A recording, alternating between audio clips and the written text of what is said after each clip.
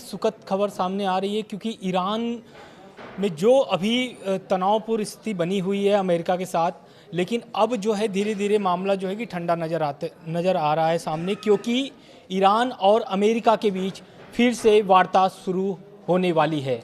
और ये वार्ता कहाँ पर होगी, कैसे होगी, सब इस वीडियो में जानकारी दी जाएगी आपको। साथ ही क्या आयतुल्ला अली खामनेई का बयान जो है वो काम आ गया है, क्या ट्रंप जो है ईरान जो शर्तें रखने वाली है इस वार्ता में, क्या इस शर्त से खुश होगा अमेरिका, तो ये सब जानने के लिए आज इस वीडियो में बने रहिए। और इस वक्त हमारे साथ एक बार फिर से अंतर्राष्ट्रीय मामलों के जानकार शरद कोहली जी हमारे साथ जुड़े हुए हैं। तो शरद जी, मैं आपसे पूछना चाह रहा हूँ ये कि जो ये बैठक सामने आ रही है, ये बैठक असल में इस बार जो बैठक हो रही है, क्योंकि इसके पहले जो बैठक हुई थी ये 12 दिन की जो हमला हुआ था जून में, उसके पहले ही बैठक थी, उसके बाद सब मामला खत्म हो जाता है। लेकिन एक बार फिर से ट्रंप जो है जो दबाव की राजनीति कर रहे थे ईरान के प्रति, तो क्या वो दबाव काम आ गया है ईरान के प्रति? एक मीम चलता है आनंद इंटरनेट पे जी, पोस्टर भी मैंने उसके खुद देखे। उसको कहते हैं टैको, आपने सुना होगा, TACO। उसका फुल फॉर्म मीम में मैंने पढ़ा, ट्रंप ऑलवेज चिकन्स आउट। इसका हिंदी में अर्थ है कि ट्रंप साहब हमेशा डर के फिर पीछे हट जाते हैं, पहले बहुत जोर शोर से आते हैं। आपने जो तुर्की की मध्यस्थता की बात करी है, मैं निराशावादी साउंड नहीं करना चाहता, पहली बात तो, परंतु व्यक्तिगत तौर पर मुझे नहीं लगता कि ये वार्ता सफल होगी, क्योंकि इस वार्ता में ये कहा जाएगा तुर्की के माध्यम से कि भाई अगर अमेरिका आपको कह रहा है, ईरान को कहेंगे कि आप न्यूक्लियर अपना जो परस्यूट्स है, न्यूक्लियर प्रोग्राम है, उसको मत करिए। पहले भी कई बार ये वार्ता हो चुकी है। ईरान और खमीनाई साहब इस पे मानने वाले नहीं हैं। उनका ये कहना होगा भाई हम न्यूक्लियर बनाएं, हम कुछ भी बनाएं, आप कौन होते हैं हमें कहने वाले, किस हक से आप हमें कह रहे हैं कि हम ये करें या ये ना करें। तो मुझे देखिए, वार्ता जब होती है ना, ऐसी मध्यस्थता होती है, तो देश मना नहीं करते। जैसे रशिया यूक्रेन पे अमेरिका ने कितनी बार मीटिंग बुला चुके हैं अलग अलग जगह पर, क्या उसका नतीजा निकला? बल्कि अब ये बात मैं थोड़ा सा संकोच से कहूँगा, मैंने ये देखा है कि जितनी बार मध्यस्थता के बाद युद्ध और घमासान हो जाता है, जब मध्यस्थता फेल होती है ना, आप कभी नोट करिएगा इसका रिकॉर्ड निकाल के, मैंने रिकॉर्ड देखा है, युद्ध और घमासान हो जाता है। तो मुझे लग रहा है कि ये मध्यस्थता सफल नहीं होगी। कोशिशें की जाती हैं और कोशिश तारीफ के काबिल है। आनंद, मैं बहुत ही, देखिए मैं किसी को ऐसे डराता नहीं हूँ, मैं किसी से ऐसी बात नहीं कहता हूँ, पर मुझे लगता है कि दुनिया एक बहुत ही खतरनाक बारूद पर बैठी हुई है। और अंग्रेजी में बोलते हैं it's a matter of time.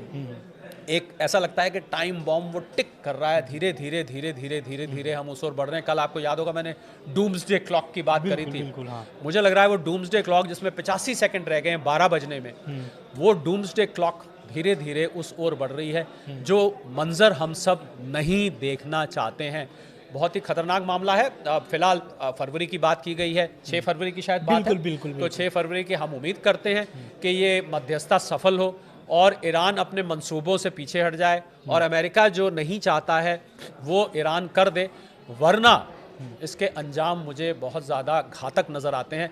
पर व्यक्तिगत तौर पे मुझे ऐसा लग रहा है, जो अंतर्राष्ट्रीय परिस्थिति देखते हुए, कि ये मध्यस्थता केवल एक मध्यस्थता की बातचीत रहेगी, ये एक्शन में कन्वर्ट होकर नहीं आ पाएगी। बिल्कुल सही आप करें, क्योंकि ईरान के जो राष्ट्रपति है मसूद पेजेश्कियान, उनका ये बयान आता है इस पर, क्योंकि 6 फरवरी को तुर्की के इस्तांबुल में एक बैठक होगी जिसमें ईरान के कुछ अधिकारी होंगे, प्रतिनिधि होंगे, और अमेरिका के कुछ प्रतिनिधि होंगे, जैसा कि पहले हुआ था जून में। वो बैठक होगी। आपका कहना सही है, क्योंकि पिछली बार का भी बैठक असफल रहा है। बिल्कुल, कई हो चुकी हैं। वही बस कारण है, जैसा आपने कहा, कि शर्तें जो है कि ईरान जो अपना शर्त रख रहा है उस पर अमेरिका हामी नहीं भर रही है, और जो अमेरिका का शर्त है, ईरान कह रहा है कि हम JCPOA के तहत आना चाहते हैं। और मैं एक और बात आप में जोड़ दूं। हाँ, मुझे लगता है कि एक अंग्रेजी में कहावत होती है, पॉइंट ऑफ नो रिटर्न। जी। मुझे लगता है इतनी ज़्यादा खटास अब हो चुकी है कि जब बहुत ज़्यादा खटास हो जाती है ना, तो कोई बीच का आदमी लड़ाई को ख़त्म करने भी आता है, तो उसका कोई असर नहीं होता है, बल्कि कई दफ़े खटास और बढ़ जाती है। और ये मैंने रशिया यूक्रेन में, आनंद, ये बाकायदा होते हुए देखा। जितनी बार रशिया यूक्रेन को युद्ध रुकवाने की, उतनी बार रशिया ने और पुख्ता तरीके से हमले किए हैं। इस समय कीव और खार्किव में बिजली नहीं है।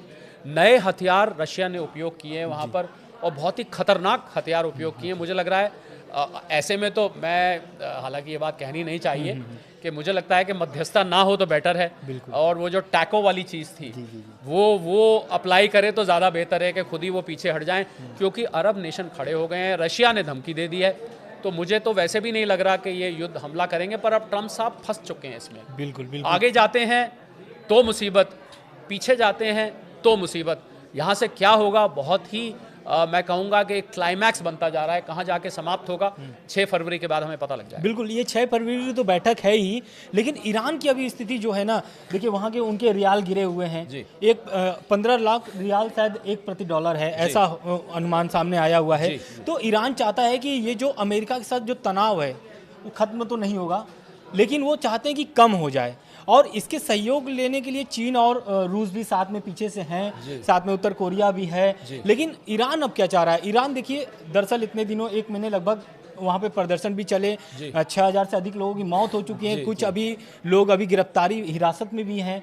अब खामनेई साहब क्या चाहते हैं? खामनेई साहब चाह रहे हैं कि मामला जो है कि ठंडा हो जाए, और जो तनाव जो बने हुए हैं अमेरिका और ईरान के बीच, इसको खत्म कर लिया जाए। क्योंकि आपको भी पता है कि इजराइल और जो हमास के बीच लड़ाई चल रही थी, अब वो सीज फायर हो चुका है, लेकिन अभी बीच बीच में हमले होते रहते हैं।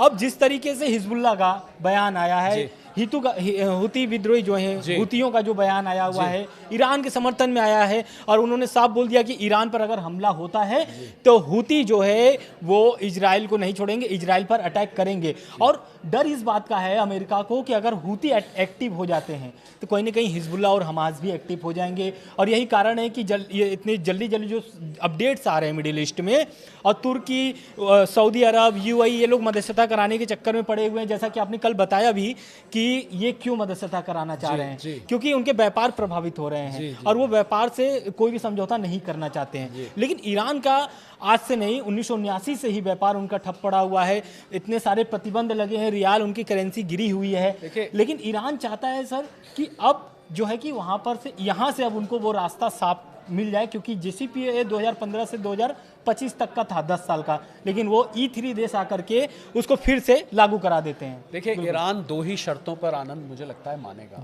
जो कि इसलिए मुझे ये असंभव लग रहा है। एक शर्त के सारे सैंक्शंस हमारे ऊपर से हटा लिए जाएं। दूसरा, हम अगर अपने न्यूक्लियर प्रोग्राम को आगे बढ़ाते हैं तो आप उसमें दखल नहीं देंगे। ज़्यादा ईरान ये कह देगा चलिए हम आपके ऊपर इस्तेमाल नहीं करेंगे, पर इस पर यकीन करना बहुत मुश्किल हो जाता है। अगर आपके पास न्यूक्लियर वेपन है तो उसके ट्रिगर पर अगर आपकी उंगली है तो अमेरिका इतनी दूर बैठ के उस उंगली को कैसे रोक सकता है? बिल्कुल। तो इन दोनों बातों पर अमेरिका सैंक्शन तब हटाएगा। ये अब चिकन एंड एग प्रॉब्लम है कि पहले मुर्गी आई कि पहले अंडा आया, कि पहले आप न्यूक्लियर प्रोग्राम रोकेंगे फिर हम सैंक्शंस हटाएंगे, या पहले आप सैंक्शंस हटाएंगे फिर न्यूक्लियर। और पहली बात तो न्यूक्लियर प्रोग्राम ईरान रोकने वाला है ही नहीं। तो मुझे यहाँ से इस मध्यस्थता के लिए कोई खास आशा नहीं है। बिल्कुल, आप सही। हालांकि मध्यस्थता का हमेशा ही स्वागत होना चाहिए। विश्व में जब भी अशांति फैले तो अशांति को कम करने के लिए प्रयास बहुत स्वागत करने योग्य हैं। पर यहाँ पर सिचुएशन अब ऐसी बन चुकी है मिडल ईस्ट में, खाड़ी देशों में, कि मुझे लग रहा है बहुत ही कॉम्प्लिकेटेड सिचुएशन। और खाड़ी के अंदर भी ना आनंद, सऊदी अरेबिया, यूएई का दूसरा मत है, एक इनकी GCC है जिसको गल्फ कोऑपरेशन काउंसिल बोलते हैं। आप अगर GCC के अंदर देखेंगे तो आपको अलग अलग अरबी देशों का अलग अलग मत दिखाई देगा। कुछ चीज़ों में तो ये एक हैं, पर कुछ चीज़ों में इनके सबके कतर कुछ और सोचता है, यूएई कुछ और सोचता है, सऊदी अरेबिया कभी ऐसा लगता है अमेरिका के साथ है, कभी वो अमेरिका के खिलाफ हो जाता है। यूएई की तो करेंसी ही अमेरिका के डॉलर के साथ पैक्ड है। तो बहुत ही कॉम्प्लिकेटेड सिचुएशन है। ट्रम्प साहब कैसे इस कॉम्प्लिकेटेड सिचुएशन में से अपने आप को निकाल पाएंगे, या ईरान को निकाल पाएंगे, या ईरान अपने आप को निकाल पाएगा, ये एक बहुत बड़ा प्रश्न चिन्ह बन के बिल्कुल। खड़ा इस पर आप सही करें, और यही बयान भी आया जैसा कि अभी आपने बताया कि जो शर्तें हैं, तो मसूद पेजेश्कियान जो है ईरान के राष्ट्रपति, उन्होंने साफ बोल दिया है कि ये बैठक जो हो रही है कोई दबाव में नहीं हो रहा है, ये ईरान के पक्ष में हो रहा है। दूसरा, उन्होंने बोल दिया है कि ये जो बैठक होगी वो चाहते क्या हैं ट्रम्प से या फिर अमेरिका से, ये चाह रहे हैं कि शर्तें मुक्त तो होनी चाहिए ये बैठक। लेकिन आपने इतने शर्तें गिना दी हैं तो ये सही में लग भी रहा है कि ये बैठक नहीं असफल होने वाली है। और ट्रम्प का पहला अगर बता दिया जाए कि उन्होंने क्या क्या शर्तें पहले रख दी हैं, जैसा कि मैं कई बार आपको बता भी चुका हूं, लेकिन एक बार फिर से दोहराना चाहूँगा शॉर्ट में उसको, क्योंकि ट्रम्प का पहला ये कहना है, क्योंकि इजराइल के दबाव में वो आकर के ये फैसला लिए हैं। जी। इजराइल हमेशा से चाहता है कि ईरान जो है कि हमेशा मिडिल ईस्ट में दबा रहे, जी। क्योंकि वो हमेशा से एक शीर्ष पे बना रहना चाहता है मुस्लिम देशों में ईरान। और ईरान यही है कि अब तक लड़ता आ रहा है, इतनी ताकत उसके पास है कि अब तक वो लड़ता आ रहा है अमेरिका से। लेकिन ट्रम्प की जो शर्तें हैं वो 4 पॉइंट में हम पहले समझाते थे। पहला पॉइंट जो है वो है कि परमाणु आप नहीं बनाएंगे, परमाणु बम नहीं बनाएंगे, ये होने वाला नहीं है। बिल्कुल। दूसरा वो चाहते हैं कि IAEA को जो वहाँ पे एक्सपेक्टर्स हैं, जो वहाँ पर उनको आने अधिकारी दिया पहुँच रहे हैं, उनको आप आने दीजिए। और दूसरी बात, इसके लिए भी ईरान नहीं मानेगा। आप एक एक शर्त बोलते जाइए, मैं हाँ, बताऊंगा बिल्कुल, मानेगा कि नहीं मानेगा। बिल्कुल जी। और वहाँ पर वो चाहते हैं कि वो अच्छे से जाकर के उनके परमाणु जो भी प्लांट है वहाँ पर निरीक्षण जाकर करें। निरीक्षण करें। जी। तो दूसरा ये हो गया। तीसरा वो चाहते हैं कि मिसाइलें न बनाएं। और चौथा वो चाहते हैं कि जो उनके प्रॉक्सी हैं, जैसा कि हिजबुल्लाह, हूती और हमास, उसको समर्थन बंद कर दें। बिल्कुल, ये चारों शर्तें मेरे एनालिसिस के हिसाब से ये मंजूर होने वाली नहीं है। ना ही IAEA की बात होने वाली है। हमास, हूती, हिजबुल्लाह ये एक ऑर्गेनाइजेशंस हैं और ये साइलेंटली काम करती हैं। ये गुरिल्ला वॉर करती हैं, कभी रेड सी में शिप पे अटैक कर दिया, कभी कहीं बॉम्ब ब्लास्ट कर दिया।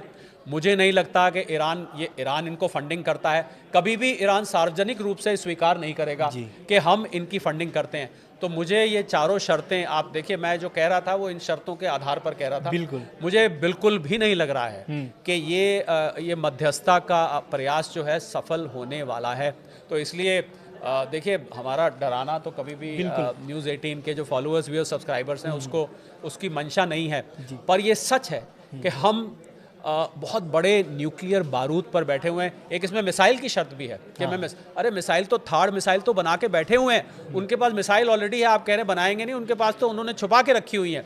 और इस मिसाइल के दम पर ही तो इजराइल अगर आज तक दूर बैठा है तो इसी मिसाइल के दम पर, आपको याद होगा इजराइल और ईरान का जब बीच में कॉन्फ्लिक्ट हुआ था तो उसमें इन मिसाइल्स ने ही सारा हंगामा खड़ा किया था। बिल्कुल बिल्कुल। तो ये सिचुएशन यहाँ से बहुत कॉम्प्लिकेटेड है। और जो खमीनाई साहब का होल्ड है ईरान के ऊपर, कुछ एक ग्रुप है ईरान में जो कि ऐसा माना जाता है कि आम लोग जब भी प्रोटेस्ट के लिए उतरते हैं वो ग्रुप उसको दबा देता है। क्योंकि उन लोगों को सीधा मौत की सज़ा सुना दी जाती है तो लोग भी डर जाते हैं। जान अपनी हर एक को प्यारी है। तो मुझे लग रहा है भले ही खामेनेई साहब वाइडली वहाँ पर पॉपुलर ना हो या पेजेश्कियां साहब इतने पॉपुलर ना हो, परंतु वहाँ पर इस समय जो पूरा राजनीतिक माहौल है उसमें किसी दूसरे का आना इस समय पॉसिबल नहीं है। और ट्रम्प साहब यही चाहते हैं कि वहाँ की जो लीडरशिप है उसको बदल दिया जाए। और ये हो नहीं सकता क्योंकि उनका ग्रिप बहुत टाइट है और ट्रिगर पे उनकी उंगली है। तो इस बात से सब डरते हैं और मुझे लग रहा है कि ये मामला जो है यहाँ से और बिगड़ेगा, सुधरेगा नहीं। बिल्कुल। देखिए, अब देखना ये है कि 6 फरवरी को जो बैठक होने वाली है इस्तांबुल में, क्या ये सफल होती या नहीं होती है। लेकिन प्रयास यही रहता है कि मिडिल ईस्ट में जो तनाव बने हुए हैं वो ख़त्म हो जाए। और कैसी लगी जानकारी आप ज़रूर बताइएगा कमेंट बॉक्स में। बिल्कुल, धन्यवाद। और डरिएगा भी नहीं, ये भी बिल्कुल। जी, थैंक यू।